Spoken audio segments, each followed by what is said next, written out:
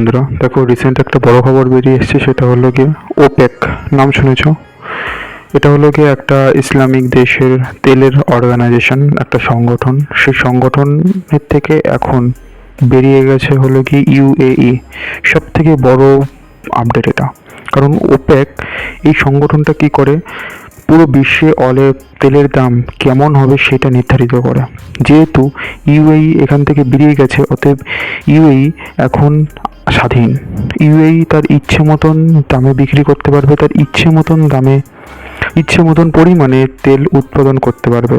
এর ফলে ভারতের ফায়দা আছে। ভারত যদি ইউএইর সাথে একটা ভালো পার্টনারশিপ তৈরি করে ফেলে, একটা তেলের নিয়ে একটা এগ্রিমেন্ট তৈরি করে ফেলে, তাহলে ভারত স্ট্রেট অফ হরমুজকে বাইপাস করেও ওমানের থ্রুতে এদিকে ইন্ডিয়াতে তেল নিয়ে আসতে পারবে। এর ফলে ভারতের সুবিধা হবে। ভারতের সুবিধা হওয়ার ফলে ভারতের তেলের দাম অনেকটা কমবে, যেই এখন দাম আছে সেটা স্টেবল থাকবে।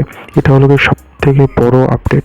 আরেকটা দেখো, তেলের দাম যদি বেড়ে যায় কী কী সমস্যা হতে পারে। দেখো, তেলের দাম বেড়ে গেলে, পেট্রোল ডিজেলের দাম বেড়ে গেল, তাহলে গাড়ির যেই সেই ট্রান্সপোর্টের খরচ বেড়ে গেল, ট্রান্সপোর্টে কী খরচ হবে। তারপরে এদিকে গ্যাসের দাম বেড়ে যাবে। গ্যাসের দাম বেড়ে গেলে তারপরে কী হবে, এদিকে রান্না, খাবার দাবার, জামা কাপড় সবগুলো, আচ্ছা গ্যাসের দাম বেড়ে গেলে রান্না জিনিসপত্রের দাম বেড়ে যাবে। আচ্ছা, ট্রান্সপোর্টে যদি খরচ বাড়ে, তাহলে কি যেই সমস্ত জামা কাপড় বা আদার যে সমস্ত জিনিসগুলো এখান থেকে ওখানে ট্রান্সপোর্ট হয়, সেইগুলো জিনিসের দাম বাড়বে, হ্যাঁ কি না? তাহলে দেখতে পাচ্ছ কতগুলো কানেক্টেড আছে।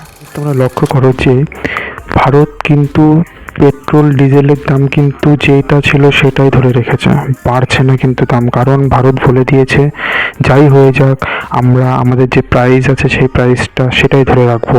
হ্যাঁ, যদি যুদ্ধটা অনেক দিন চলে তাহলে তখন একটু ভারতের ক্ষেত্রে সমস্যা হয়ে যাবে, তখন হয়তো দাম একটু বাড়তে পারে।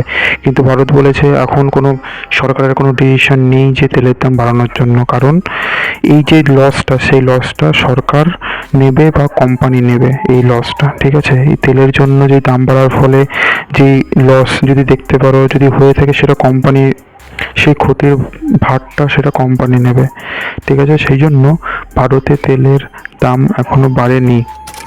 একটা জিনিস দেখো, যে তেলের দাম বাড়েনি ভারতে, এই খবর কিন্তু আমরা অনেকে জানি না। কিন্তু যদি তেলের দাম বেড়ে যেত তাহলে কিন্তু সবাই জানতো এই সমস্ত দাম বাড়ছে। তাহলে ভাবো যে তেলের দাম যেহেতু বাড়ছে না, সেই জন্য সরকার যা যা করণীয় সেটা করছে, সেই খবর কিন্তু সাধারণ মানুষের কাছে গিয়ে পৌঁছচ্ছে না। ভালো খবর কিন্তু সাধারণ মানুষের কাছে গিয়ে পৌঁছচ্ছে না। কিন্তু যদি দাম বেড়ে যেত, কী কারণে বাড়ছে সেটা তারা দেখতো না।